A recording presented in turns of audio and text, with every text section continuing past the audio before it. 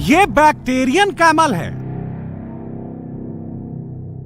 18,000 feet ऊंची बर्फीली चोटी पर लॉजिस्टिक पहुंचा सकता है। ये जंस्कार पोनी है। -40 डिग्री टेम्परेचर में इसकी रेंज सियाचिन तक है। ये रामपुर हाउंड है। 60 की स्पीड से दौड़कर दुश्मन का जबड़ा नोच लेता है। यह महाघातक रैप्टर है। आसमान में उड़ते ड्रोन का काल बन जाती है।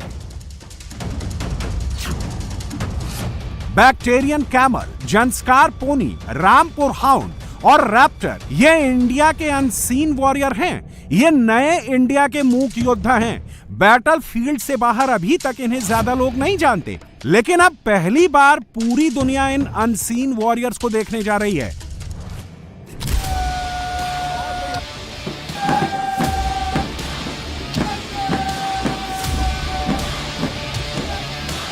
कर्तव्य पथ पर गणतंत्र दिवस परेड की रिहर्सल चल रही है। पूरी दुनिया की नजर उन हथियारों पर टिकी है जो भारत दिखाने वाला है, लेकिन इस बार परेड का सबसे बड़ा अट्रैक्शन हथियार के साथ ये अनसीन वॉरियर होने वाले हैं, जिन्हें पूरी दुनिया के लोग भी पहली बार देखने जा रहे हैं।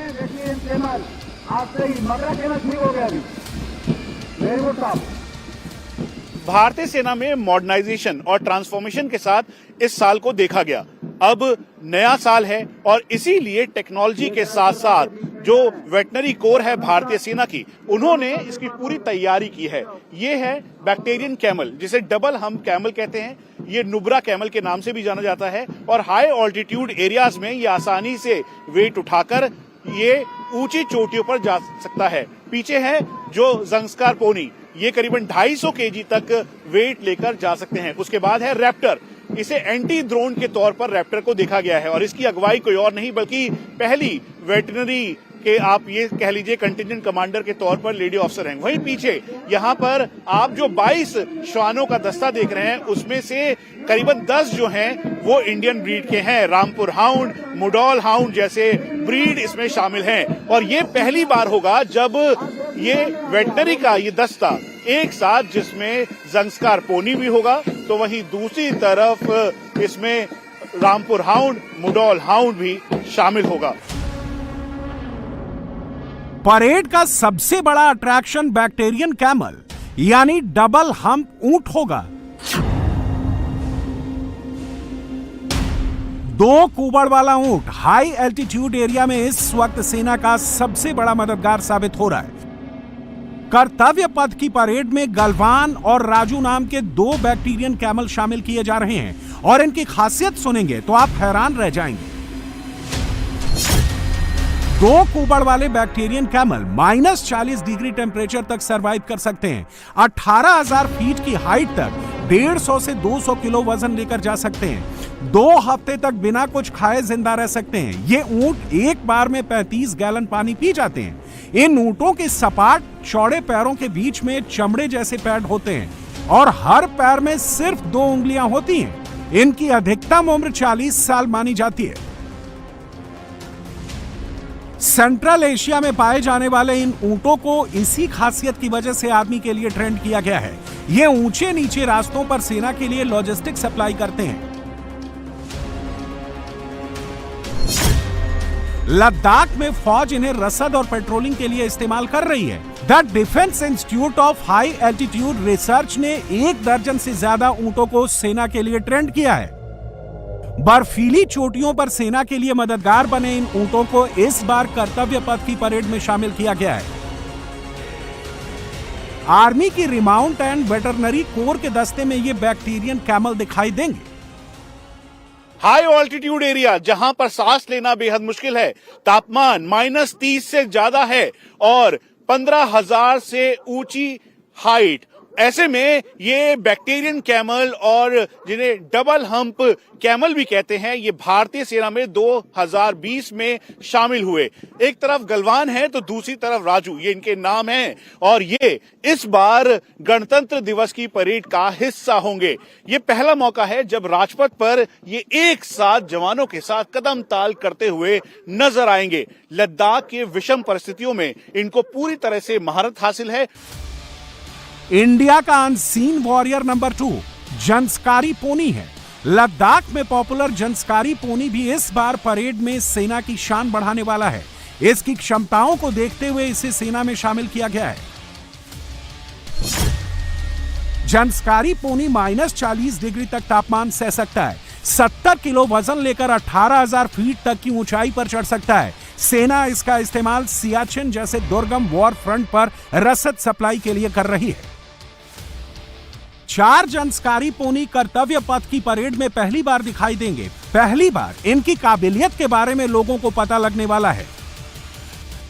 ईयर ऑफ ट्रांसफॉर्मेशन के साथ भारतीय सेना ने यह जिम्मा उठाया कि जो एंडेंजर्ड स्पीशीज है उनको बचाया जाए। इसीलिए जंस्कारी पोनीज को 2011 में भारतीय सेना में इंडक्ट किया गया। जंस्कारी पोनी जो कि इस समय 15,000 फीट की हाइट पर तैनात है, 80 केजी तक आसानी से वेट उठा सकता है और इनको फिक्स पैटर्न और रूट पता है और ये हाई ऑल्टीट्यूड के सियाचिन के इलाकों में काफी ज्यादा हेल्पफुल है और इसीलिए भारतीय सेना के जवानों ने इसे ट्रेन किया। जो वेटनरी कोर है उन्होंने इसे तैयार किया और तैयार करने के बाद अब ये पूरी तरह से तैयार है भारतीय सेना के जवानों के साथ। आर्मी की रिमाउंट एंड वेटरनरी कोर के दस्ते को कैप्टन हर्षिता लीड करेंगे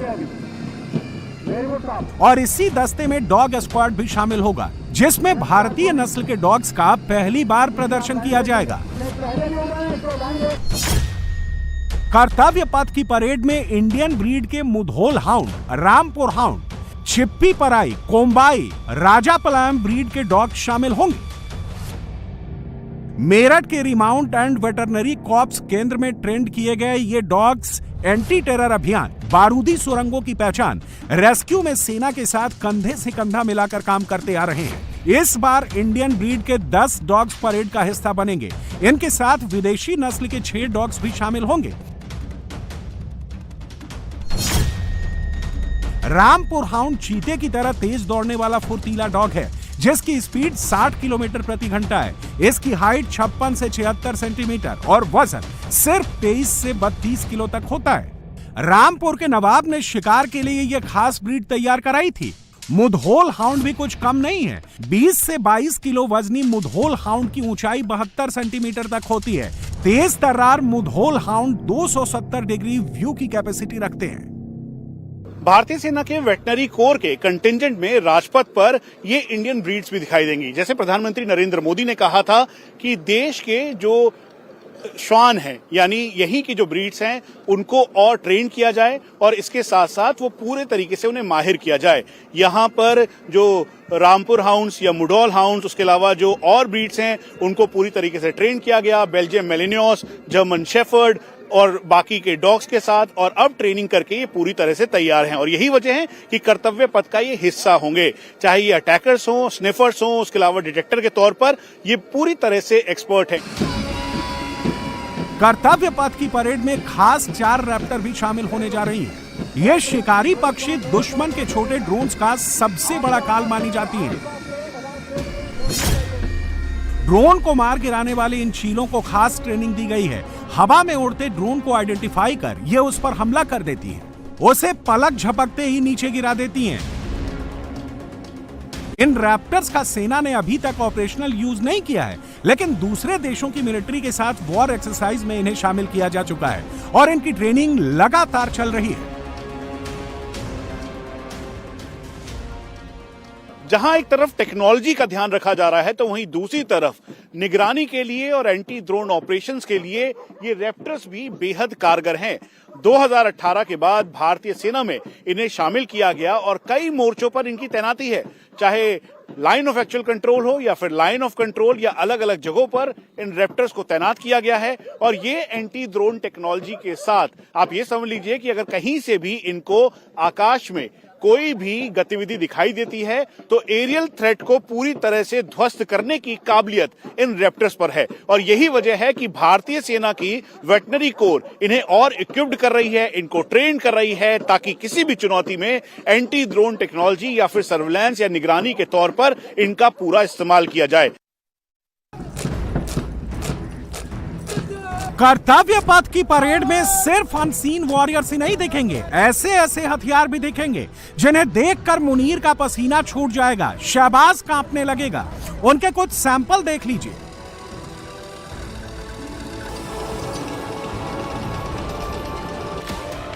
महाघातक ब्रह्मोस, इसकी रेंज में इस्लामाबाद, कराची, लाहौर सब है।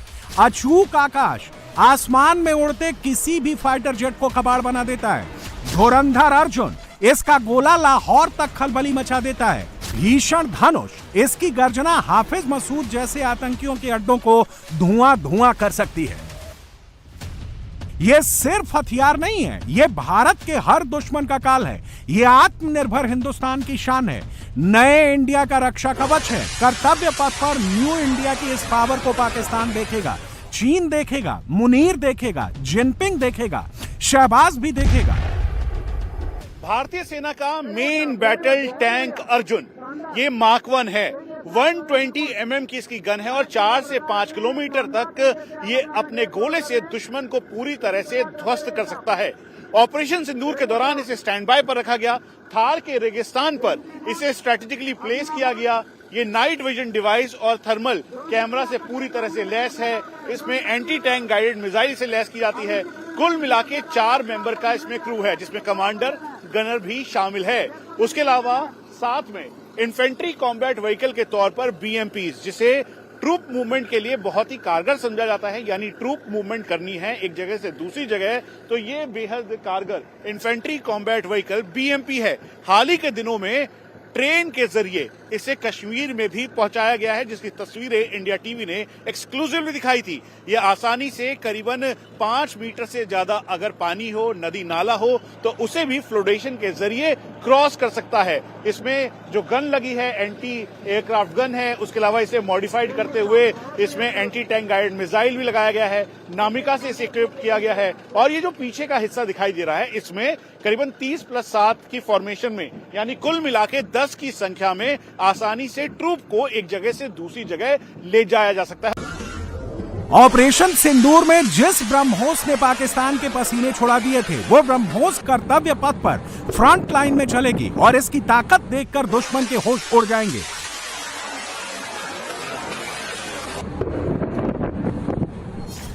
ब्रह्मोस की स्पीड 3700 किलोमीटर प्रति घंटा यानी 2.8 मैक है। इसकी रेंज 290 किलोमीटर से बढ़ाकर 400 किलोमीटर कर दी गई है। इसे एयर, सरफेस और वाटर तीनों प्लेटफॉर्म से लॉन्च किया जा सकता है। सेना की तीनों विंग इसका इस्तेमाल कर रही हैं।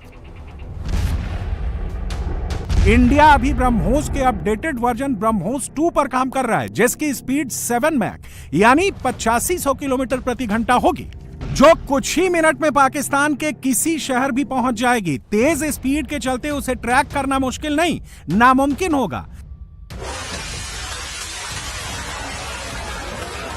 ऑपरेशन सिंदूर में जिस ब्रह्मोस का नाम सुनते ही पाकिस्तान पूरी तरह से घबरा गया, बैकफुट पर आ गया, वही ब्रह्मोस आज इंडिया टीवी आपको सीधा दिखा रहा है। ये भारत की आत्मनिर्भरता वाली ब्रह्मोस वाली ताकत है। ऑपरेशन सिंदूर में इसी ब्रह्मोस ने पाकिस्तानी आतंकी अड्डों को पूरी तरह से तबाह किया। भारतीय सेना, वायुसेना, नौसेना में ब्रह्मोस शामिल है। यह ब्रह्मोस 280 किलोमीटर तक इसकी मारक क्षमता है, लेकिन एक्सटेंडेड रेंज के तौर पर इसको और मॉडिफाई किया जा रहा है। हाल ही के दिनों में ब्रह्मोस NG भी और तैयार किया जा रहा है, ताकि इसे और सशक्त किया जा सके।